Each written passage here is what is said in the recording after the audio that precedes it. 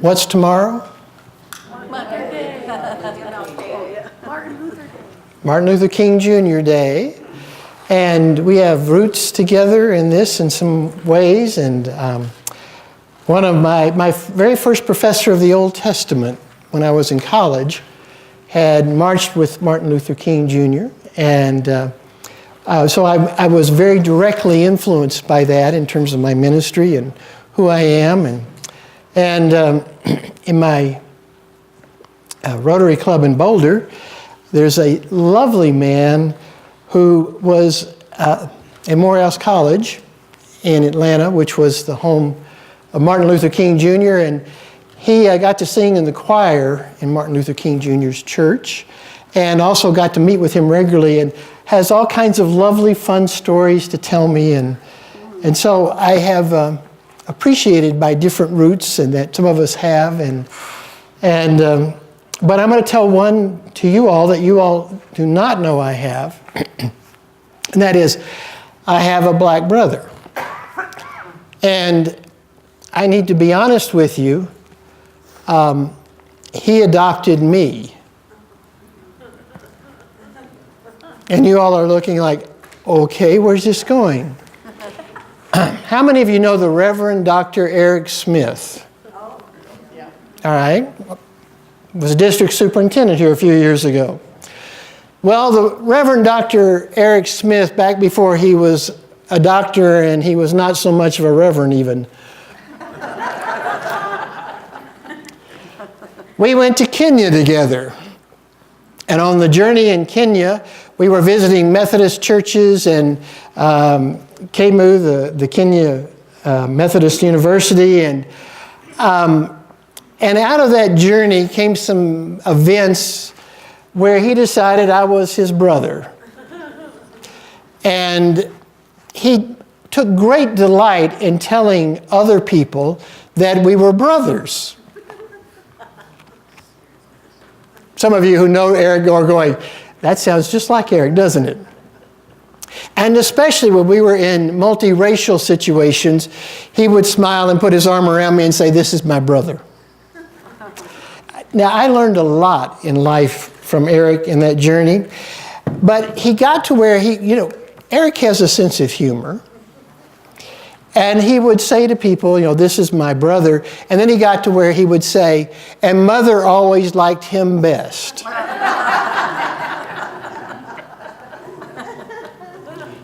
And I couldn't figure out how to deal with this until one day we were in very mixed company. And I mean very mixed in all kinds of races and personalities and genders, etc. And in the middle of that, he said, this is my brother, and Mom always liked Eric best, and he was smiling. And I said, you know why that is, don't you? And he looked at me and he went, no. And I said, well, that's because I'm the white sheep of the family.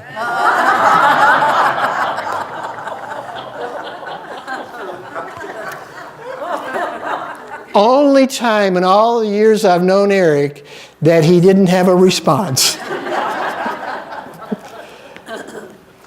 We have a great deal of love for each other and a great deal of playfulness with each other. And I thought, on this Sunday of all Sundays, I should be able to tell you that story. Blessed are those, happy are those, filled with holy joy and happiness are those. The Beatitudes. And again, it comes in Matthew.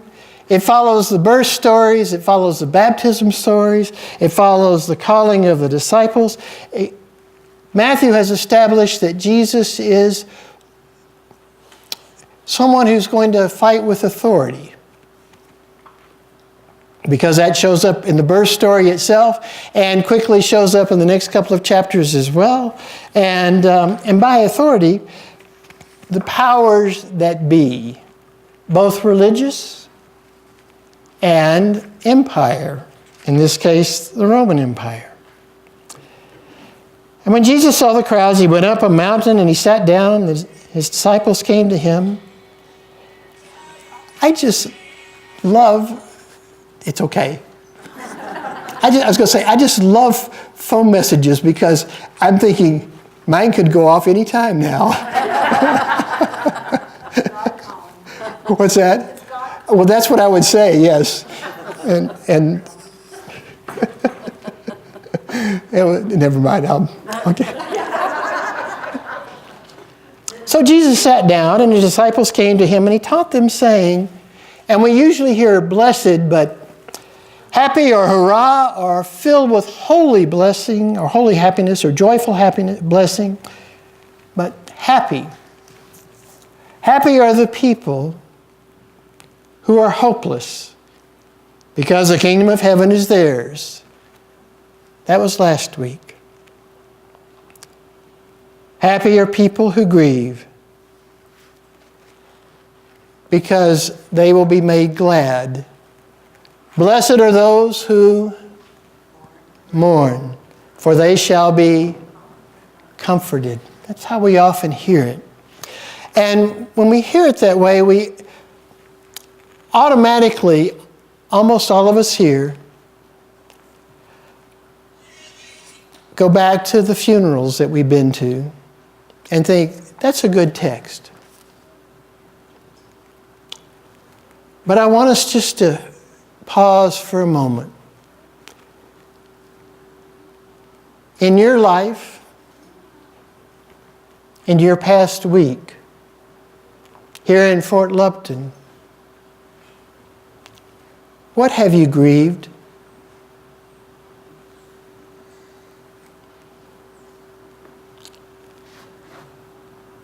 What has hurt? Where has your heart cracked, if not broken?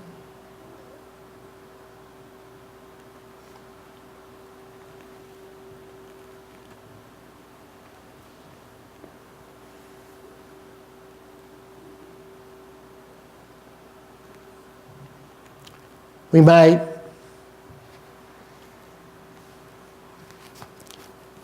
head north and remember a police officer and other officers and a man in our community.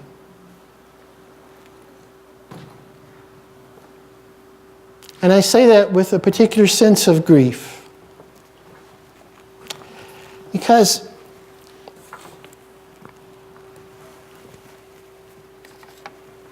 I have this lovely book, Holy Company, Christian Heroes and Heroines, and it's about the Beatitudes and about blessed are those who grieve and blessed are those who mourn. And I thought, how am I going to start this service? And I thought, well, maybe I'll read the names of those who mourn, and then I'll laugh, because what he does is he goes through each of the Beatitudes, and then he names people that historically he believes have lived that well.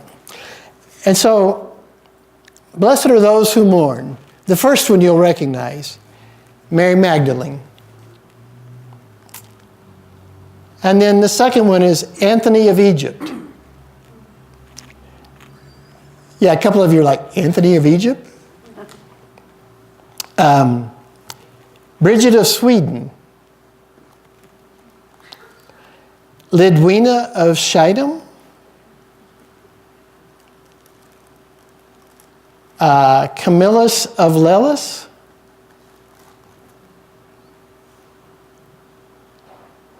John Vianney. And Simone Weil. Anybody know Simone Weil? Okay. I knew the first one and the last one, and I've read this book 2 or 3 times over the last 30-something years, almost 40 years, and I still don't know who those are in the middle. But I turned the book over, and I had a sticker on it. J.S. Pelly, M.J. Doyle, J.B. Casper, J.F. Ruisi. And I'm going to guess that probably you don't recognize those names. One of the things I do for fun is I photograph, and I photograph annual conference, Rocky Mountain Conference, well now the Mountain Sky Conference, and I've been photographing the inclusivity conferences, and at the very first one, it's part of the retired clergy events, and the very first one, at St. Andrew Church in South Denver area, I photographed the police officers that were part of that particular first event. That was in November, a little over a year ago. On New Year's Eve morning, you may remember there were 4 persons shot in a gun battle with a man who had closed himself in with guns, and early in the morning, the officers from that department went in and 4 were shot and 1 was killed.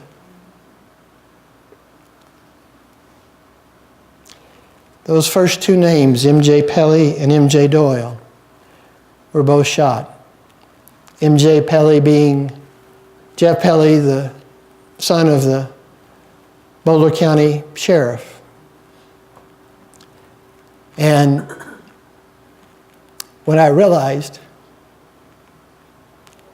that I knew who those names represented and that I had photographed 2 of them at that time, I didn't know what I knew. I began to weep.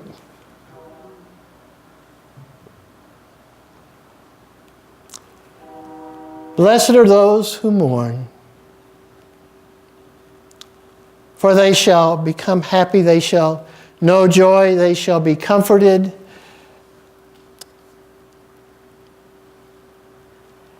And my son, who hugs me at least once a year, whether he needs to or not, put his arms around me and just held me. Blessed are you whose hearts are broken over things that matter. Jesus said that to people who were being told something remarkable. They were being told, you matter. Each one of you matters. He was saying that because in his time there was the institutional faith that said there are the clean and the unclean and some of you in between. There are the priest and the others. There are ways to make yourself right with God, and there are the others. And Jesus was speaking to people who would have been considered unclean and unwanted and unnecessary to a lot of people. Not all of them, but many of them. And when he said, blessed are you who mourn, he was saying to you all, your life matters. And those you love matter to God. No matter what other titles people put on us or give us. Blessed are you who mourn, for you will find not only comfort, but meaning and purpose and joy and happiness. And how many times in life have our hearts just broken? In God's love, we are offered the opportunity to love others as we are being loved. And Jesus starts off by saying, blessed are you who don't have squat. Blessed are you poor in spirit. For the whole kingdom of God is yours. for people who weren't considered worthwhile, he said, you matter. And then he said, your loves matter, and your heartbreaks matter, and this world matters, and all of you who grieve, I'm with you in the journey. You're not alone, ever, even if you feel it. This past summer, I was teaching the class on Mission U, and it was on embracing wholeness, and basically it was embracing wholeness in the face of environmental turmoil, environmental circumstances. And I realized that for some of the group, they were in all different places, but by the time I got about halfway through the class, some of them were beginning to feel like the weight of all the icebergs is on my shoulders, and it's melting. And so I realized I had to work with some of the, what are some things that lift us up or whatever. And I went back to the civil rights movement. What gave hope? What gave encouragement? I was told once by a man who had been through it. He said, you know, the civil rights movement was won by one potluck church supper at a time. And I went, wow. And he told the story about all the different church basements he had been in and the potluck suppers. And when they had supper together and they looked each other in the eye, it wasn't like enemy and enemy. It was God's children and God's children. And they were able to grieve together and to join together. And I love the imagery of that in that story. And so I was thinking, what are other things in that movement, in that time, that helped us as we faced what seemed like sometimes insurmountable odds, and for years. And I thought of the different people. And I had just heard Mavis Staples sing on TV. And I'm going to look at you all and say, how many of you know Mavis Staples? All right. You know what? You're already way ahead of most of the groups I was speaking to. I discovered most of them didn't know Mavis Staples. So you all have an assignment. If you don't know Mavis Staples, what? Look it up. Look her up. Absolutely. And she is somebody who sang back in the 60s. And she's still singing, and she is this lovely woman with this radiant smile who believes that if you just sing with God's love in your heart, you can change the world. And she and the Staples singers used to sing for Martin Luther King Jr. And I'll take you there. Yes. By the way, she's performing at the Lincoln Center tonight in Fort Collins. Oh, tonight in Fort Collins. All right. All right. You all have time. Are there any tickets left? Any tickets left? I think so. Yeah. Okay, all right. So you have time to get there tonight. If you haven't seen her, go see her tonight. But if you don't have that opportunity, go online and watch her sing and watch her radiate her love and her joy and watch her just interact with others. And there was a lovely hard rocker, female hard rocker, who said of her, she is this embodiment of grace. And I went, that's what Blessed Are Those Who Mourn is about.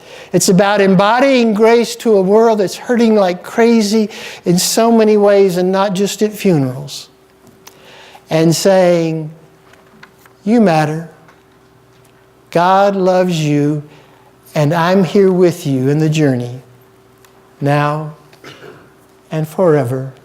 Amen and amen.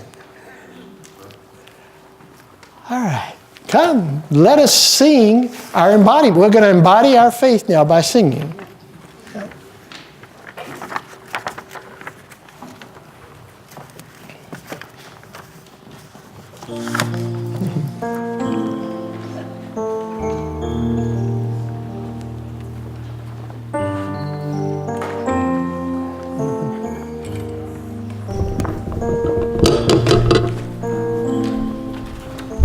When all we have is God, we have all that we need. He's enough. He carries us when we're weary. He picks us up when we fall, and He forgives us when we sin. He is all sufficient and all proficient for every single day, every single hour, and every single need in our life. Let's sing Always Enough.